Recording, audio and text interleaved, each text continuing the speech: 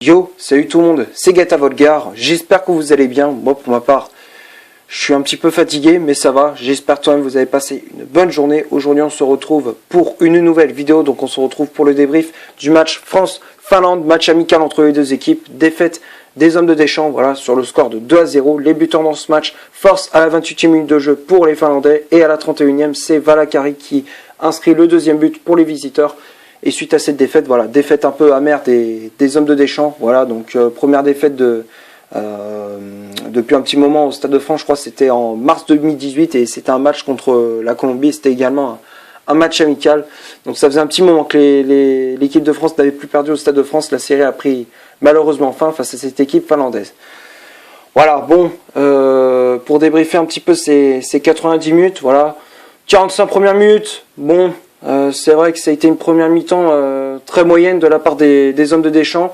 Voilà, pourtant dans les 20 premières minutes, il y avait de l'envie, il y avait de l'envie, de bonnes opportunités. Voilà, avec la première titularisation de Marcus Thuram, voilà, sous le maillot de l'équipe de France, première titularisation, première sélection pour le joueur de Mönchengladbach. Après, c'est vrai que l'équipe de France s'était créé quelques opportunités avec justement Marcus Thuram qui s'était créé quelques occasions. Giroud aussi, il y avait voilà de bonnes opportunités, mais malheureusement l'équipe de France n'avait pas réussi à les concrétiser. Après, c'était l'équipe B, mais voilà, normalement l'équipe de France aurait dû gagner ce match. Voilà, face à une équipe de finlandaise assez faible. Voilà, franchement, c'était une équipe très fébrile. Mais voilà, ils ont quand même joué à leur football et ça a payé. Voilà, ils ont gagné.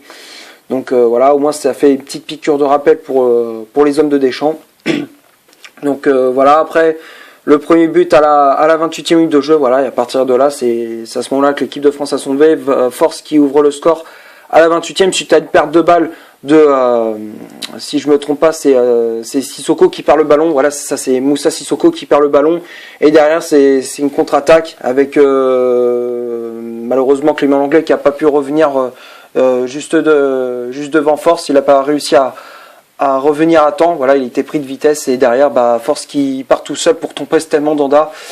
Et à la 28e, la Finlande mène 1-0. Ensuite, 3 minutes plus tard, voilà, la Finlande qui double la mise grâce à Valakari. Voilà, suite à encore une fois perte de balle de Paul Pogba en première mi-temps. Il y avait, à partir du premier but, il y avait trop de déchets techniques de la part des hommes de Deschamps. Pogba qui perd à son tour le ballon et derrière, Valakari qui déclenche une frappe enroulée, pleine lucarne. Voilà, c'était Mandanda ne pouvait absolument rien faire. Voilà, mais quand tu regardes le but, normalement, Nzonzi et Paul Pogba, normalement, sur le porteur du ballon, ils auraient dû l'attaquer au lieu de laisser frapper. Voilà, et malheureusement, ça a fait mouche. Donc, du coup, la Finlande mène 2-0.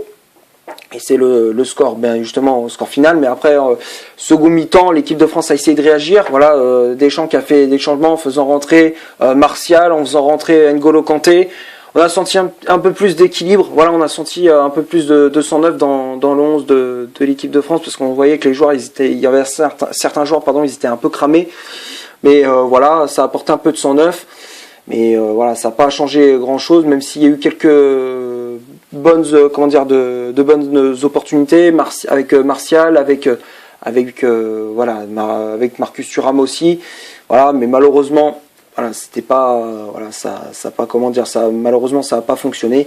Et voilà, après il y a eu aussi Varane qui était entré en jeu à la place de Clément Lenglet, voilà, pour apporter un peu plus de solidité en défense, un peu plus de physique et de peps.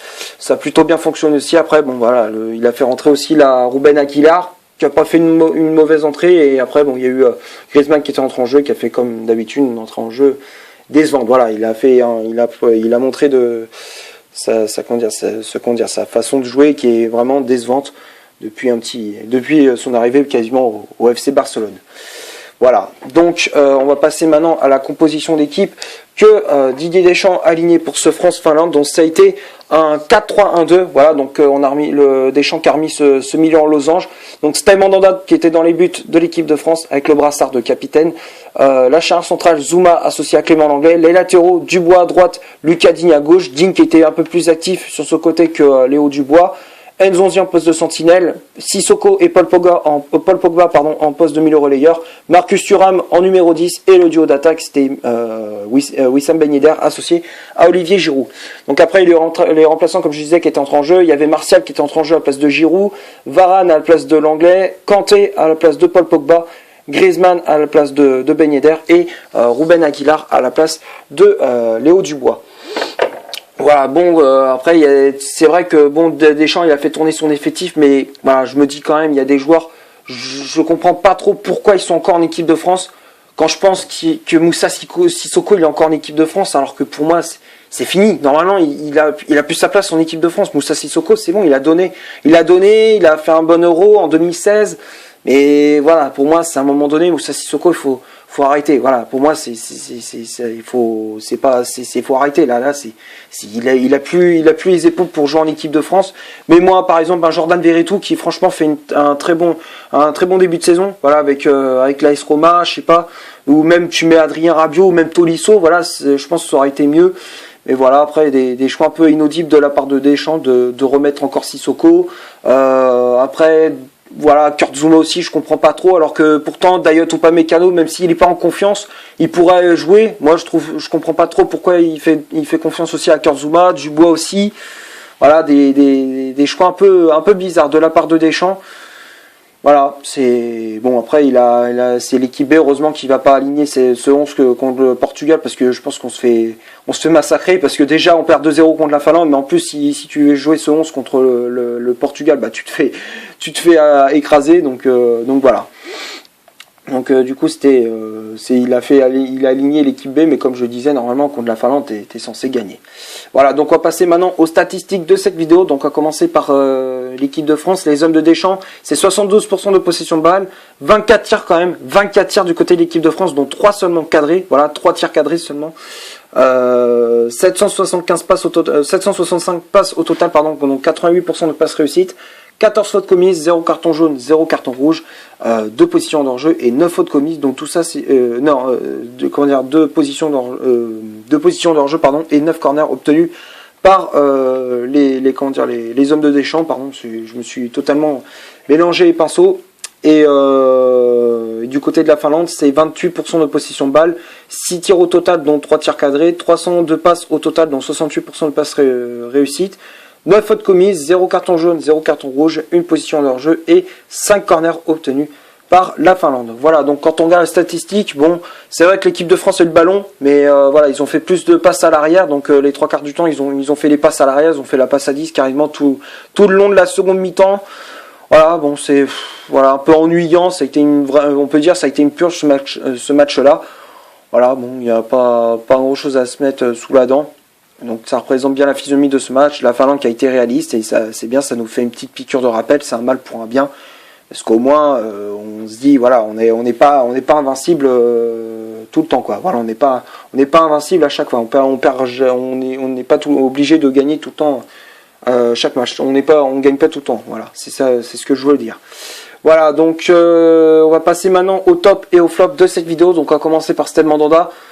Mandanda qui a pas fait un énorme match, voilà, bon, on l'a pas trop vu en seconde mi-temps, première mi-temps, bon, malheureusement il se prend ses 2 buts, voilà, mais Stade Mandanda, en plus c'est lui qui porte le brassard de capitaine, normalement c'est lui qui est censé remobiliser les troupes, voilà, c'est un choix, le brassard de capitaine, moi je comprenais pas trop, moi j'aurais peut-être donné à Giroud, ou alors peut-être à comment dire, un joueur comme Paul Pogba qui pourrait apporter un petit peu son leadership, mais voilà, mais bon, ça n'a pas été le cas. En plus de ça, Mandanda qui n'a pas fait un énorme match. Donc pour moi, Mandanda, je le mets dans le flop. Après, la charnière centrale, Zouma, l'anglais qui n'a pas fait un mauvais match. Aimik, c'est lui qui sort un petit peu du lot, qui a fait de bonnes interventions et tout.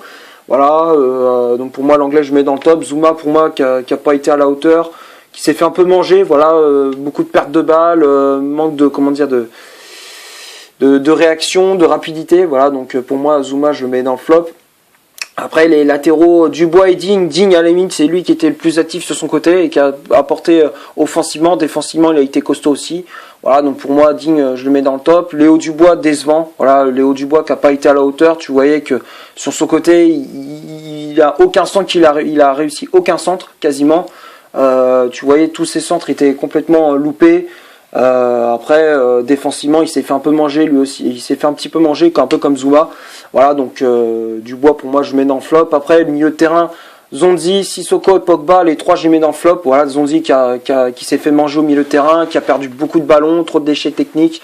Voilà, donc pour moi Zonzi je le mets dans le flop. Sissoko et Pogba pareil. Voilà, Pogba qui a pas été à la hauteur. Franchement, tu voyais qu'il était complètement à la ramasse, complètement cuit.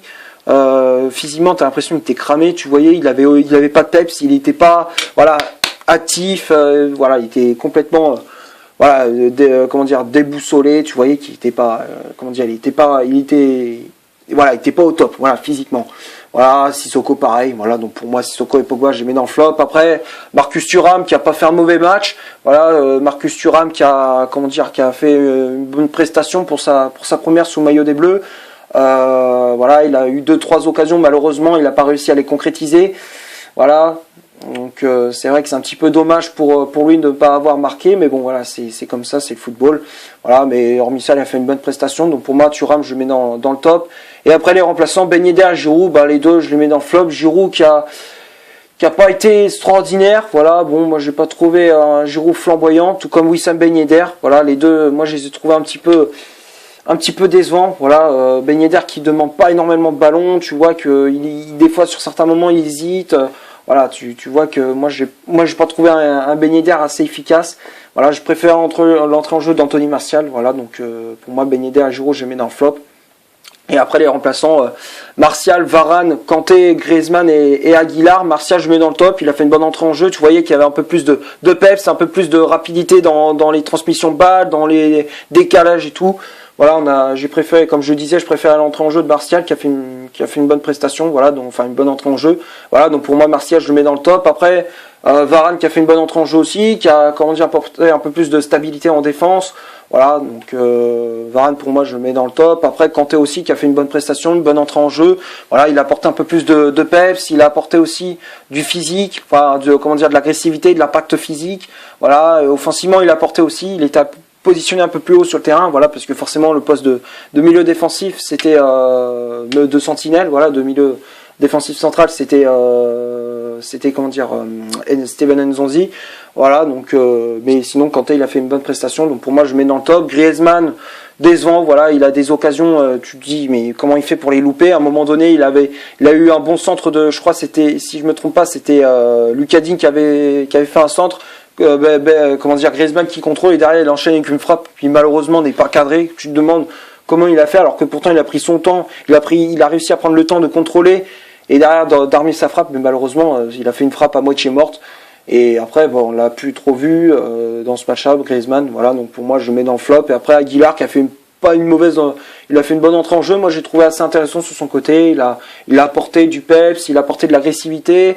Voilà, il a fait un ou deux bons centres, voilà, donc il a fait une entrée en jeu assez intéressante, voilà, donc pour moi, Aguilar, je mets dans le top. Donc pour moi, les joueurs qui n'ont pas été bons durant cette rencontre, pour moi, sont Mandanda, Zouma, Dubois, Nzonzi, Sissoko, Pogba, Ben Yedder, Giroud et Antoine Griezmann pour finir. Voilà, donc c'est tout ce que j'avais à dire pour ce France-Finlande. J'espère que la vidéo vous aura plu. Si c'est le cas, vous laissez un énorme like. Tu cliques ici pour t'abonner pour rien rater de mes vidéos. Tu cliques ici pour en voir une autre si tu le souhaites. N'hésite pas à rejoindre mon compte Instagram qui est dans la description. Et d'ici là, portez-vous bien. On se retrouve pour une prochaine vidéo. Ciao!